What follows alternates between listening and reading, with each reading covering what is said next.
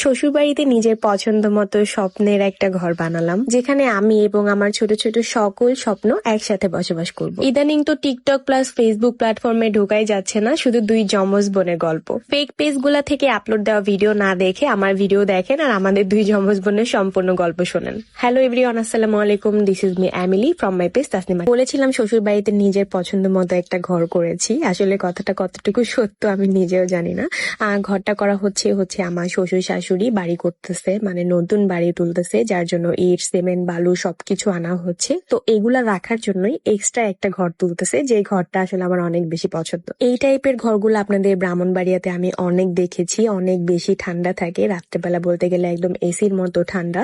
তো এই ঘরগুলো আমার অনেক বেশি পছন্দ। ঘরটা যদিও পরবর্তীতে আমি আমার মনের মতো করে সাজিয়ে রাখবো, যেন যখন বিল্ডিং এর মধ্যে গরম লাগবে বা ভালো লাগবে না, তখন যেন এই বাসায় এসে এই রুমে এসে মানে শান্তিতে একটা রাত কাটানো যায়। এইবার আসি মেইন টপিক নিয়ে, মানে যেটা নিয়ে আর কি ফেসবুক টিকটক একদম মাতামাতি হয়ে যাচ্ছে। যে সমস্ত ফেক পেজ গুলা বা টিকটক আইডি গুলা, ফেসবুক পেজ গুলা থেকে, যে সকল ফেক পেজ গুলা থেকে আমাদের ভিডিও বা ছবি আপলোড করা হচ্ছে এবং বিভিন্ন ধরনের ক্যাপশন ইউজ করা হচ্ছে, সবগুলারই কিন্তু নির্দিষ্ট একটা কারণ আছে। এই মুহূর্তে বিভিন্ন ফেক পেজ গুলা, মানে ফেক টিকটক আইডি গুলার একমাত্র আমাদেরকে নিয়ে ভিডিও করার রিজন হচ্ছে মানে ভাইরাল হওয়া, এবং আমাদেরকে নিয়ে ভিডিও করলে যখন বেশি ভিউ আসতেছে তাদের কিছু আর্ন হচ্ছে। তো এইটাই আসলে একমাত্র তাদের কারণ। তো ঠিক সেই রকম প্রত্যেকটা জিনিসেরই মানে ব্যাকগ্রাউন্ডে কিছু না কিছু কারণ থাকে, যার জন্য যেই সমস্ত কাহিনীগুলা বা যেই সমস্ত ঘটনাগুলা ঘটে থাকে। আপনারা তো আমাদের সুন্দর করে এডিট করা, মানে 2-3 ঘন্টা ধরে একটা ভিডিও এডিট করি,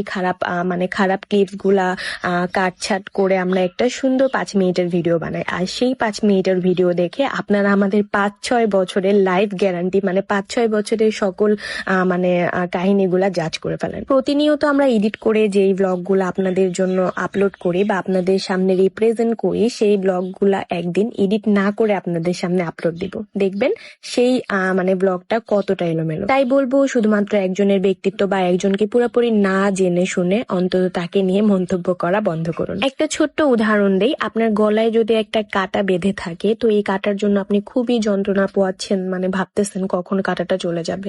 তো হঠাৎ করে একদিন কাঁটাটা আপনার গলা থেকে সরে গেল, আপনি কি সেই কাঁটাটা আবার খোঁজা শুরু করবেন যে কোথায় গেল কাঁটাটা, কোথায় গেল?